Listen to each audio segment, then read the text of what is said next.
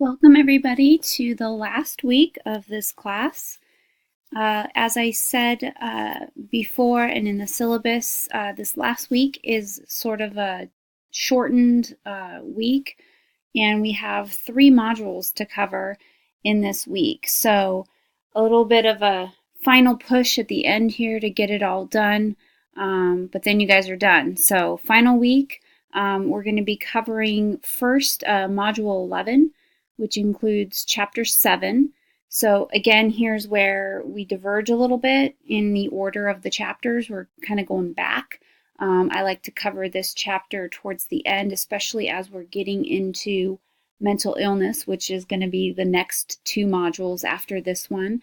So in Chapter 7, we're covering cognition, which is everything from thinking, how we think, to intelligence, assessing intelligence, and then language development. So it covers a lot of ground in this one chapter, but let me go through this with you here. So again, we're in Module 11, and that's covering Chapter 7. Here is your to-do list for this module. It's a truncated week because we end early for summer session.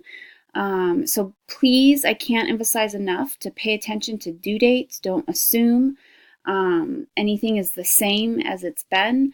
This is a different week, so you really got to pay attention to especially that last page of your syllabus, which has the schedule and all the due dates and everything on there. So let's go through this. The objectives for Chapter 7 are here. You're first going to be looking at cognition in general and how our brain processes information. So we're going back to a very basic level. Kind of think of the memory chapter. A lot of times in intro psych texts, you'll see the memory chapter combined with the cognition chapter. So it just depends on who the authors are and how they choose to do that. But we start getting into how do we think. Cognition is thinking. How does that process work? How do we take something in our physical world and transform it into stimuli that our brain can understand, whether it's sensory stimuli or whether it's higher order processing or thinking. So we're going to take a look at some of the methods people use in problem solving and decision making, some of the errors also that we make in decision making, and some different barriers. We'll take a look at some interesting topics of creativity and what's called divergent thinking, which basically you probably know it as thinking outside the box.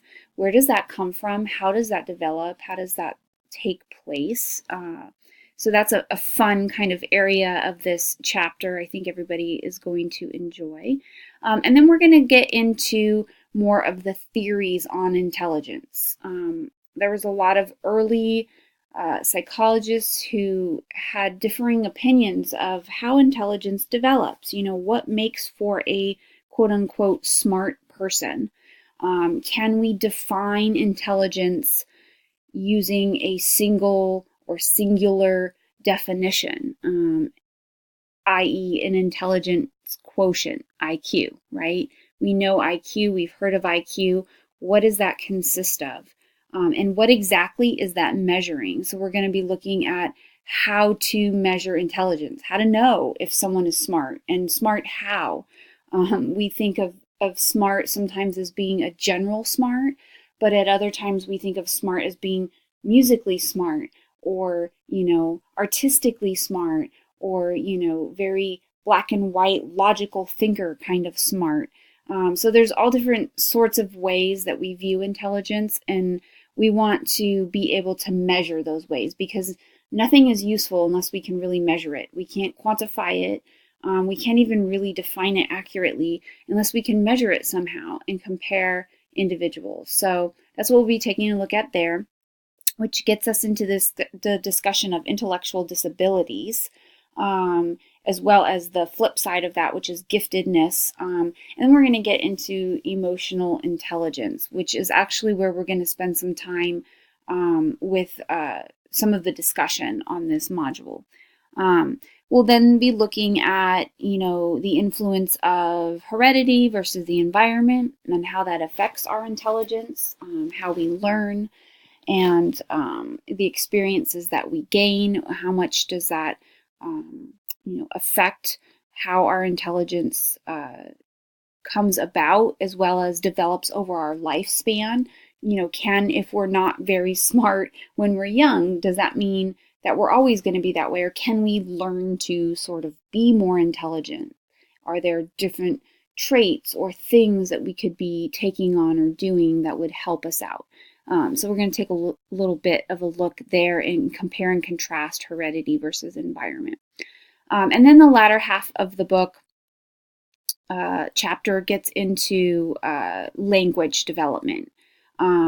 This is sort of a heavy content area of this chapter, so try to stick with it. Some of it you may need to read a couple times through to make sure that you're really understanding it and getting it. But we'll take a look at defining language. What is language for us? What is language for other species as a means of communication? So looking at the different elements and structure of tone, of words, of word development, of how we label things. So a lot of cognition there. It might help to go back to the beginning of the chapter and just kind of piggyback off of what was said about cognition, because it intertwines nicely when we start getting back into language. Okay. And then there's a little bit of time spent on how language influences how people think. So some interesting research there on just, if you speak a certain language, does that affect how you think about the world and process the world? And research says, yes, it actually does. A lot of interesting research on bilingual speakers. And, when they're thinking in one language versus another, they think differently.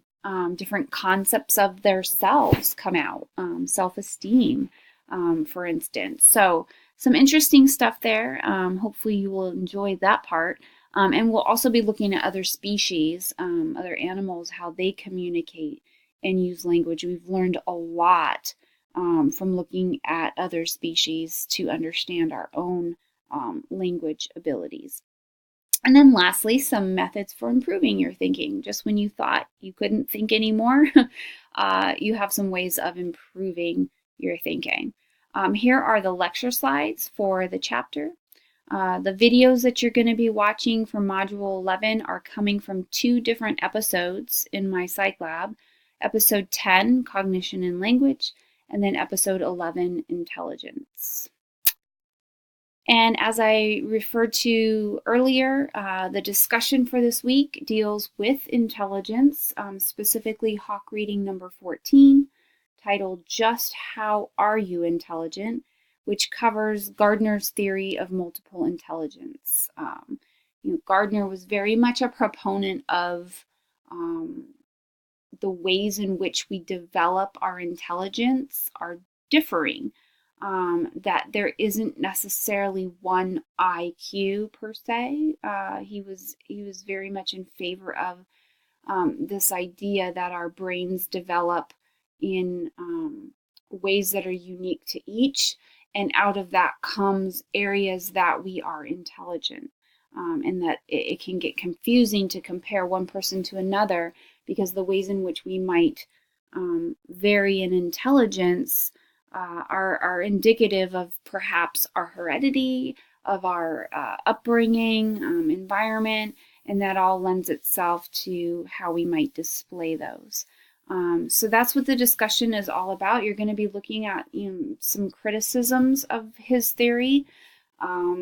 Not everybody was in favor of this theory at the time. We had some really strong voices that were proponents of one IQ, and this idea that you could measure IQ, and it was, a singular concept, a number, if you will. And it's very much how we still assess IQ today, even though we have these ideas of multiple intelligence and what it means, we still haven't really embraced it. So you're going to be talking about why you think some critics might not be in favor of this view. So very much going back to the research and relying on the research to help you kind of talk that through and demonstrate what some of those criticisms are. So that's the discussion for the module. And then quiz 11, again, pay attention to the due dates. This quiz is due Monday by 11:59 p.m. So hopefully, you were reading the syllabus and were able to get a jump start on the readings, looking ahead and seeing what chapters we were covering. If you finished early this past week with that content, you were able to maybe get a jump start on it and get started reading so that you'll be ready right away to take this quiz on Monday. The discussion due dates are a little different as well, so please be paying attention to those. For every module, your original post is due Wednesday this week, the 27th, and your responses to other people's posts are due Thursday, the 28th. So shortened again and lots to complete. But as you're working through this, if you have any questions, please let me know. Please email me right away so I can help you out. If anything isn't working, if there's a glitch in Blackboard or a date isn't correct, I know we've had some glitches here and there. Again, please just always let me know and I will do my best to promptly fix it for you. Okay, everyone. Talk to you in the next module.